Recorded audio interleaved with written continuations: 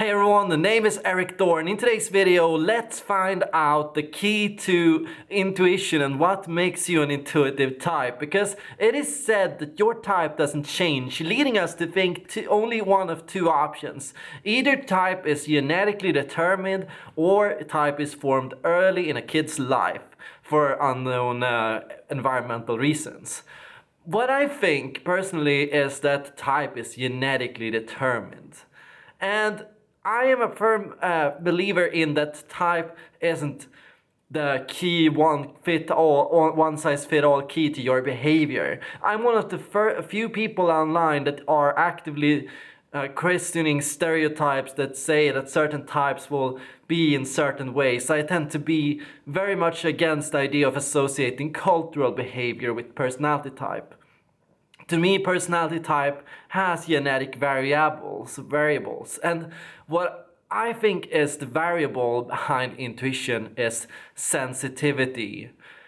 And I know the wording itself is bad. It's not really about sensitivity in itself. It's not about emotionality. It's not about being more effective. It's not about being more easily offended. Sensitivity is like responsiveness to stimulation. And we've all been led to believe that intuition and sensing have their basis in sensation in itself, and in imagination, and in deduction, and in theory, and in activities associated with raw information. What I think is that the sensitive type, or in some part at least similar to what Elaine Aron believes, is a person that has a stronger response to sensory stimulation. You respond more to experiencing sensory stimulation than a normal type, and you are satisfied more quickly than a sensory type. You're a type that experiences sensory stimulation as more intense than a sensor would. You're a type that on average will be more sensitive to touch, smells, visual stimulation, and to sounds. Sirens, immediacy, pressing issues, anything that makes the attention network fire up, anything that makes you more attentive to your surroundings. And it's the key that this sensitivity is what triggers you to be more intuitive, because often this creates a character that seeks to on some level tune out from sensory stimulation. On average, a sensitive type will be more likely to seek to tune out and filter sensory stimulation. They will seek to lower the volume a little. They will seek to have gatherings that are less intense. They will seek to be in environments that aren't as bright or overwhelming as a normal situation would be. At least this is the ideal condition for an intuitive type. This is what the condition for an intuitive type to function at their best. That's when their creativity is at its highest. That's when they are able to access their full powers of their intuition. But there are other variations. There are intuitives that don't actively seek to filter their stimulation, that are sensitive and respond strongly to sensory stimulation, but come to create strategies that depend on and that put them on a constant near state of overwhelm. There are intuitives that are addicted to the state of overwhelm associated with being a sensitive type, that want to balance on this edge. We call them the high sensation seekers. Overall, however, it's the case that most intuitives, most sensitive types will be more prone to being intuitive, and we can see this in the statistics. It's said that about 20% of the American population are intuitives, and it's said that about 20% of the population on the world in total are sensitive types. And it's said that sensitive types have many genetic advantages to other non-sensitive types. Not that they are better, but that they have advantages in certain areas where non-sensitive types won't have them.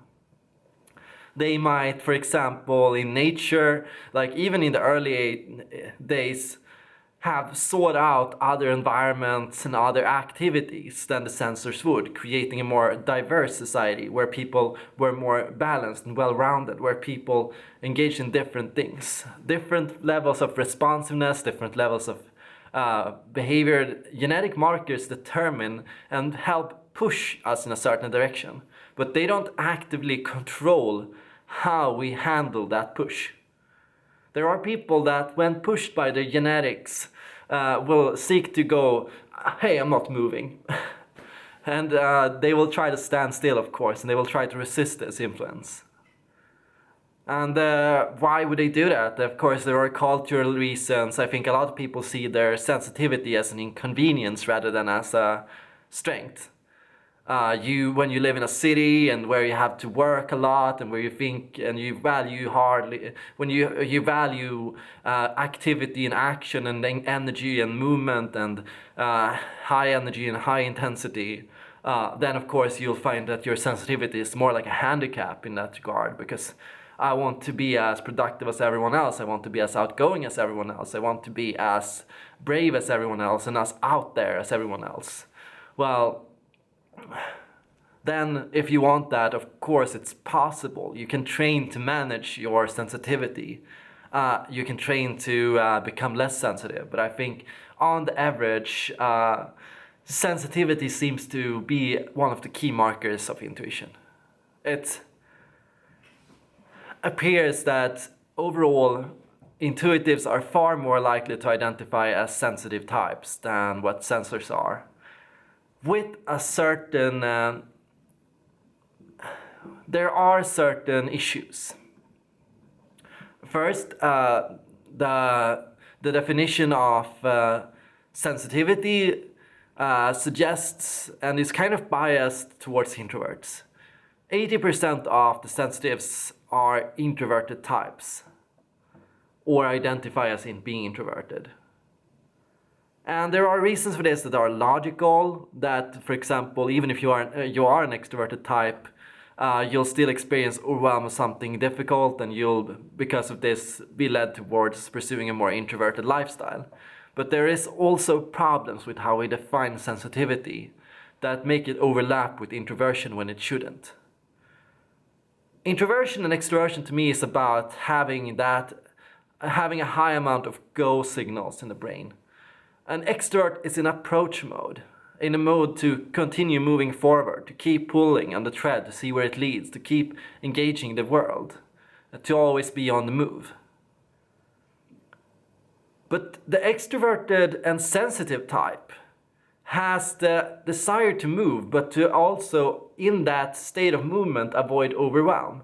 And they have to constantly balance that thread, and they have to constantly dance on top of all that stimulation. I think a lot of intuitive extroverts will be less likely to identify as sensitive types, even if they are, because of that go signal.